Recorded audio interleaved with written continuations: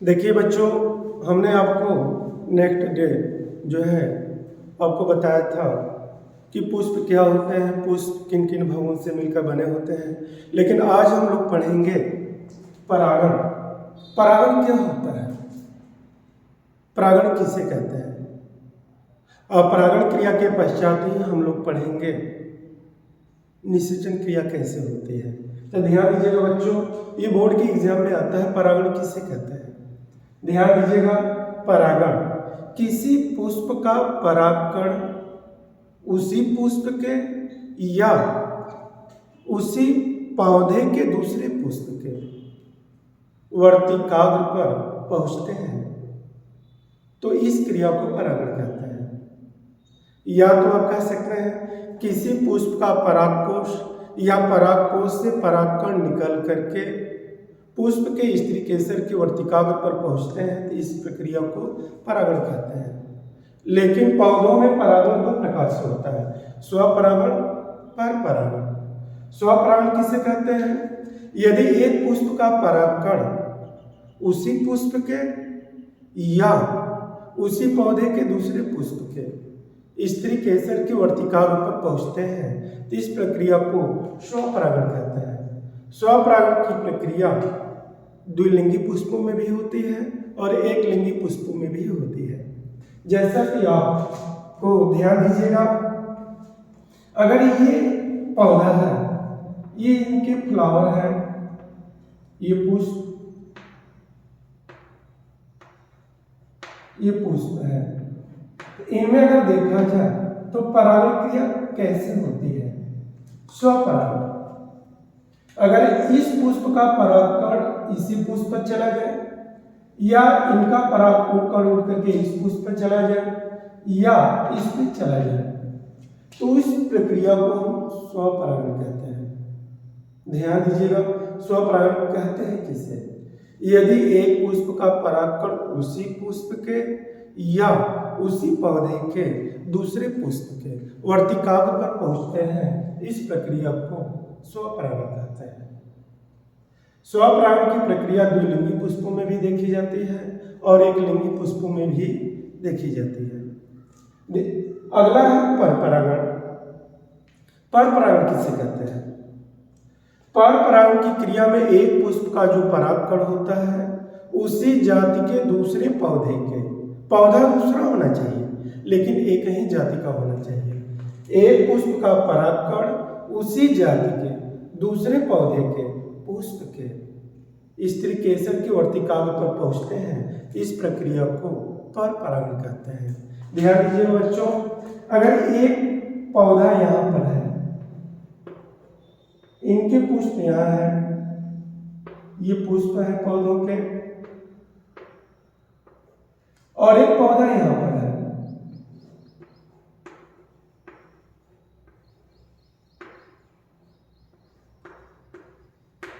तो आप क्या देख रहे हैं, इसमें दो पौधे हैं, एक पौधा ए है, एक पौधा बी है, लेकिन दोनों पौधे क्या है, एक ही जाति के होने चाहिए, सेम स्पीसीज। तो ये परागकण उड़ करके, ये पॉलिन, ये परागकण उड़ करके इस पुष्प पर चले गए, इनके परागकण उड़ करके इनके पुष्प पर चले आए, या देख रहे हैं इनमें परागकणों का विनिमय हो रहा है, पौधा दूसरा है, एक पौधा दूसरा पौधा, और इनके बीच अगर परागकण का आदान प्रदान हो रहा है तो ये प्रक्रिया परपरागण के अंतर्गत आती है। ध्यान दीजिएगा बच्चों, अभी आपने क्या देखा, परागण किसे कहते हैं, पुष्प के परागकोश से परागकण निकलकर पुष्प के स्त्री केसर के वर्तिकाग्र पर पहुंचते हैं तो इस क्रिया को परागण कहते हैं। पौधों में परागण क्रिया दो प्रकार की होती है, स्वपरागण, परपरागण। जैसा कि हमने आपको ये बताया, यहाँ जैसा देख रहे हैं यहाँ पर। अब हम लोग पढ़ेंगे परागण जो सिलेबस में है, उसी पर हम फोकस करें जो यूपी बोर्ड के एग्जाम में पूछे जाते हैं। हम लोग पढ़ेंगे परपरागण की कौन कौन सी विधियां होती है। परपरागण क्रिया भी एक लिंगी पुष्प और द्विलिंगी दोनों पुष्पों में पाई जाती है। लेकिन पर परागण की कौन कौन सी विधियां पाई जाती हैं, इसको ध्यान में रखिएगा। पर परागण की विधि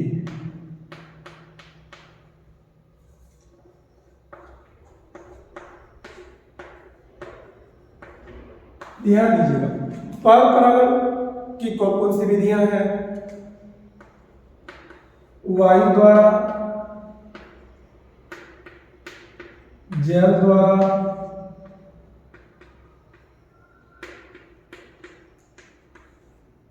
कीटों द्वारा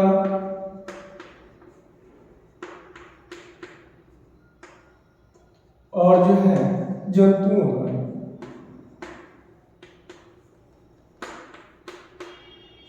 ध्यान दीजिएगा, परागण पर परागण कई विधियों द्वारा होता है। वायु द्वारा होते हैं, जल द्वारा होते हैं, कीटों द्वारा होते हैं, जंतुओं द्वारा होते हैं। जैसे फसलों में परागण प्राय वायु द्वारा होते हैं, क्योंकि वायु परागित पौधों में जो परागकण की जो संख्या होती है असीमित होती है, असंख्य होते हैं। बहुत अधिक मात्रा में परागकण बनते हैं और हवा के माध्यम से उड़ करके बहुत दूर तक चले जाते हैं। हो सकता है उस पौधे पर पहुंच सके, हो सकता है किसी अन्य पौधों पर पहुंच सके, या हो सकता है किसी जलाशय या स्थान पर जाकर के गिर जाए।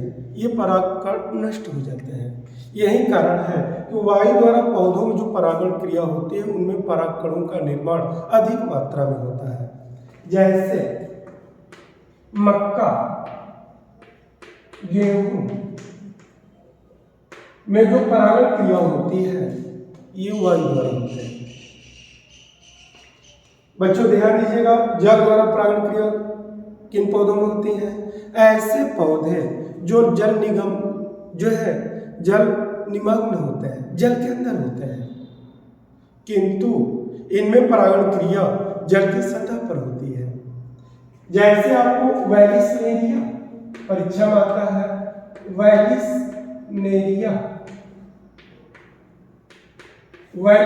में परागण क्रिया जल द्वारा होती है।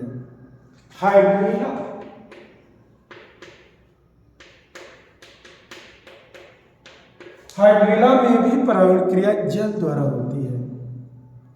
लेकिन परीक्षा में आपके यही पूछता है, वैलिसनेरिया में परागण क्रिया को स्पष्ट कीजिए। वैलिसनेरिया में परागण क्रिया कैसे होते हैं? तो ध्यान दीजिएगा, वैलिसनेरिया में परागण क्रिया कैसे होते हैं? जल द्वारा होता है। वैलिसनेरिया एक लिंगी पौधा होता है और जल के अंदर होता है। ध्यान दीजिएगा, अगर ये वैलिसनेरिया प्लांट है, ये मेल प्लांट है, ये फीमेल प्लांट है, इनके जो एंथर होते हैं इस तरह से होते हैं,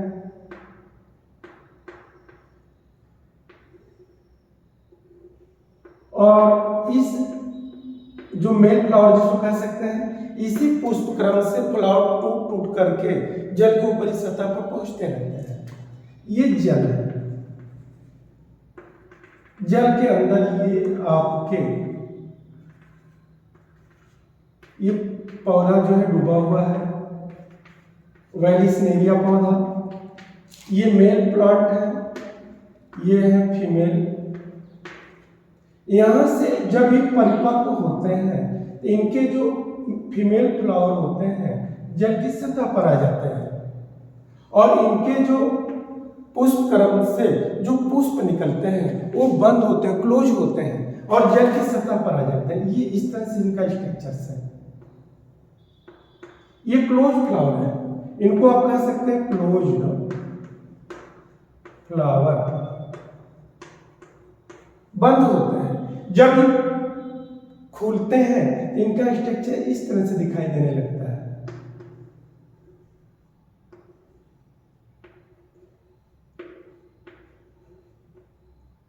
ये जल की सतह पर क्या करते हैं? तैरते रहते हैं। ये मेल फ्लावर है और ये क्या है? फीमेल फ्लावर है। जब धाराएं चलती हैं, हवाएं चलती हैं, तरंगें चलती हैं, तो ये परागकण जो होते हैं, इनके जो मेल पुष्प होते हैं इधर उधर क्या करते हैं? तैरने लगते हैं। जैसे ही नर पुष्प इसके मादा पुष्प से टकराते हैं तो इनके परागकोश फट जाते हैं। जैसे परागकोश फटते हैं इनके परागकण इस मादा पुष्प से चिपक जाते हैं। जैसे ही चिपक जाते हैं इनमें परागण क्रिया हो जाती है। जैसे इनमें परागण क्रिया हो जाती है इनके पुष्प कुंडलित होकर के पुनः नीचे चले आते हैं। इनके पुष्प जो है कुंडलित होकर के नीचे चले आते हैं। जब तक इनमें परागण क्रिया नहीं होती, जब तक ऊपरी सतह पर बने रहते हैं। तो वेलिस्नेरिया में परागण क्रिया किसके द्वारा होती है? जल द्वारा होता है। इसके पहले हमने बताया गेहूं और मक्का में परागण क्रिया किसके द्वारा होती है? वायु द्वारा होती है। हाइड्रिल्ला भी एक जलीय पौधा है और हाइड्रिल्ला भी क्या है? हाइड्रिल्ला में भी परागण क्रिया किसके द्वारा होती है? जल द्वारा होते हैं। लेकिन परीक्षा में ये आता है वेलिस्नेरिया में परागण क्रिया का वर्णन कीजिए। तो बहुत से बच्चे गलत आंसर दे देते हैं, इसलिए ध्यान दीजिएगा। परीक्षा में अगर आए वेलिस्नेरिया में परागण क्रिया को स्पष्ट कीजिए। यह परागण क्रिया किसे कहते हैं? ये कितने प्रकार के होते हैं? इनके बारे में उल्लेख कीजिए। तो इसको आपको ध्यान देना होगा। अब हम लोग पढ़ेंगे पौधों में जो परागण क्रिया आप पढ़ेंगे कीटों द्वारा। कीटों द्वारा परागण क्रिया कैसे होता है, ये इंपॉर्टेंट टॉपिक है। कीटों में परागण क्रिया कैसे होती है? कीटों द्वारा परागण क्रिया कैसे होते हैं? तो आपके सिलेबस में दो फ्लावर हैं, एक अंजीर है, एक सेल्विया। अंजीर में जो है परागण क्रिया कीटों द्वारा होती है, सेल्विया में भी परागण क्रिया कीटों द्वारा होती है। इसको कैसे एक्सप्लेन करेंगे? तो ध्यान दीजिएगा, अंजीर कीटों द्वारा परागण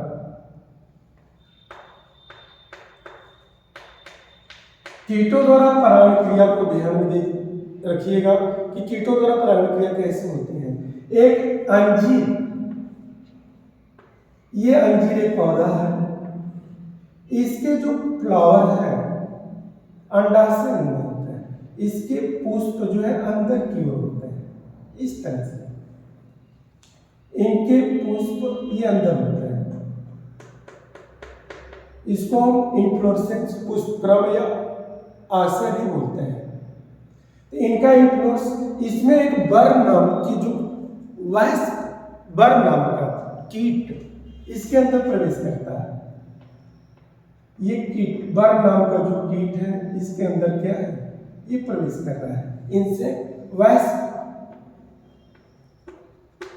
ये जब इनके अंदर जब एंट्री करता है तो इसमें वे अपने अंडे को देता है और अंडे को देने के बाद वे चले जाते हैं।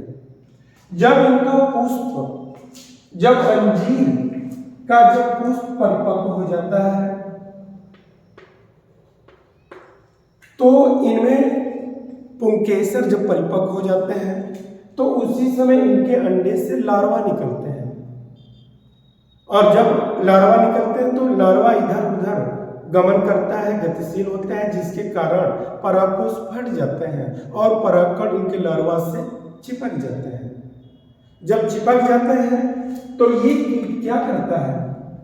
जब अंजीर पुष्प में प्रवेश करता है इस तरह से, ये अब उड़ गया कीट। ध्यान दीजिएगा, ये कीट क्या है?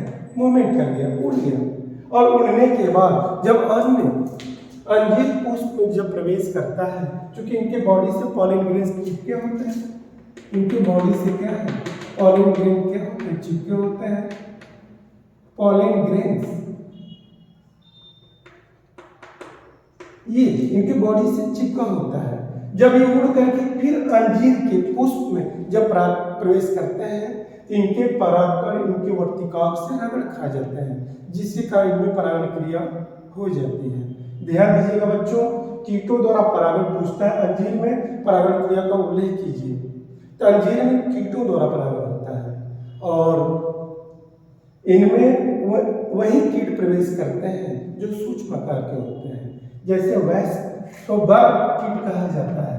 ये बर कीट है, ये अंदर प्रवेश करेंगे और प्रवेश करने के बाद अंडे देंगे, अंडे से लार्वा निकलेगा। लार्वा जैसे इधर उधर क्या गतिशील करते हैं, परागकोश फटेंगे, इनकी बॉडी से परागकण चिपकेंगे, चिपक करके जब ये लार्वा जब कीट में परिवर्तित होकर उड़ करके जब दूसरे पुष्प के अंजीर पुष्प में प्रवेश करेगा तो वहां पर पुष्प के वर्तिकाग्र से परागकण चिपक जाते हैं, जिसके कारण में परागण क्रिया हो जाती है।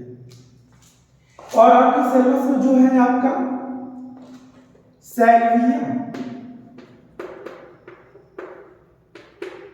सैल्विया में परागण किसके द्वारा होता है? सैल्विया में भी परागण कीटों द्वारा ही होता है। सैल्विया का अगर देखा जाए तो जो फ्लावर होते हैं सैल्विया का, इनके फ्लावर जो है द्विओष्ठी होते हैं। ये इनके फ्लावर होते हैं इस तरह से। अपर लिप्स, इसको अपर लिप्स कहेंगे, ये लोअर लिप्स है। और जो है और इसमें जो होते हैं एंथर और वर्तिकाग्र यहां पर जो है लटके रहते हैं, ये यहां पर इस तरह से। अगर इसको आप स्टिग्मा कह सकते हैं, आप स्टिग्मा, अगर ये स्टिग्मा है, ये क्या होंगे एंथर, ये एंथर है। लेकिन जैसे इसमें भी परागण क्रिया भी हमने बताया कीटों द्वारा होता है। जब कीट, इसमें मान लीजिए क्या है, कोई मान लीजिए कीट है जो थोड़ा बड़े आकार के होते हैं, ये रेंगते हुए या मकरंद की तलाश में इसके जब अंदर जाते हैं तो ये इसके अंदर प्रवेश कर गए। जैसे इनके अंदर प्रवेश करते हैं, ये कीट जब इनके अंदर प्रवेश कर गए तो परागकोश जो है नीचे लटक जाता है और उनके बॉडी से रगड़ खाने लगता है, जिसके कारण परागकोश फट जाते हैं। जब परागकोश फटते हैं तो इनके बॉडी से क्या करेंगे, चिपक जाएंगे। जब परागकोश जब इनके बॉडी से चिपकेगा, जब ये कीट जब दूसरी सैल्विया के पुष्प में जब प्रवेश करेंगे, ये अब उड़ करके अब जाने लगे, ये उड़ करके अब किसी दूसरे सैल्विया के पुष्प में जब प्रवेश करेंगे, जैसे प्रवेश करेंगे, क्योंकि क्या है स्टिग्मा, ये यहाँ जो दिखाई दे रहा है स्टिग्मा है, ये स्टिग्मा लटके रहते हैं। जब कीट उनके अंदर प्रवेश करता है तो ये स्टिग्मा उनके बॉडी से क्या करेगा, रगड़ खा जाएगा, जिससे इनके पर जो लगे हुए परागकण होते हैं वो चिपक जाते हैं। अर्थात सैल्विया में भी परागण कीटों द्वारा होता है। तो ध्यान दीजिएगा बच्चों, अभी आपने देखा कीटों द्वारा परागण, कीटों द्वारा परागण आपके सिलेबस में जो है दो ही एग्जाम्पल है। एक अंजीर में कीटों द्वारा परागण होता है और सैल्विया में भी परागण क्रिया कीटों द्वारा होते हैं।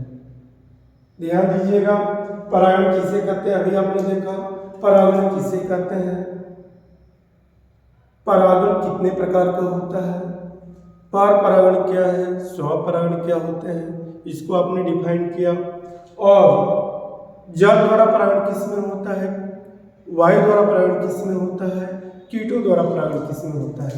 अब हम बताने जा रहे हैं आपको परागण की क्रिया जंतुओं द्वारा परागण कैसे होता है।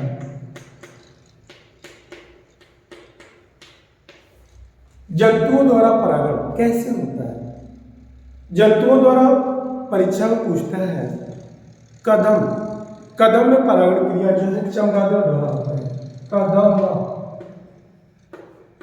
में परागण क्रिया जो है चमगादड़ द्वारा होता है।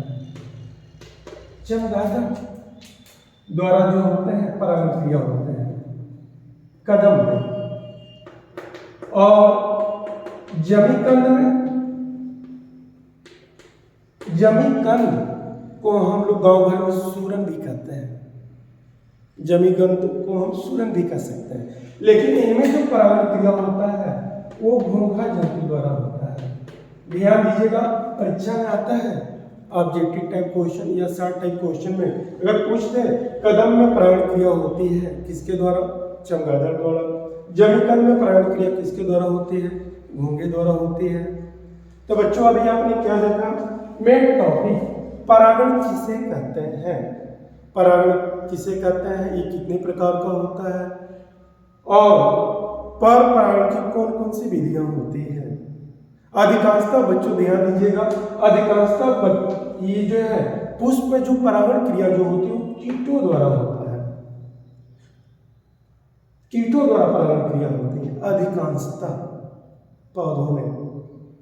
तो अभी आपने देखा जो पर परागण की कई विधियां होती हैं। वायु द्वारा जो परागण क्रिया भी आपने देखा फसलों में होते हैं, मक्का गेहूं में परागण क्रिया वायु द्वारा होता है। जल द्वारा परागण क्रिया आपने देखा वेलिस्नेरिया हाइड्रिला पौधों में होता है। और कीटों द्वारा जो परागण की क्रिया जो होती है वो अंजीर में होता है, सेल्विया में होता है।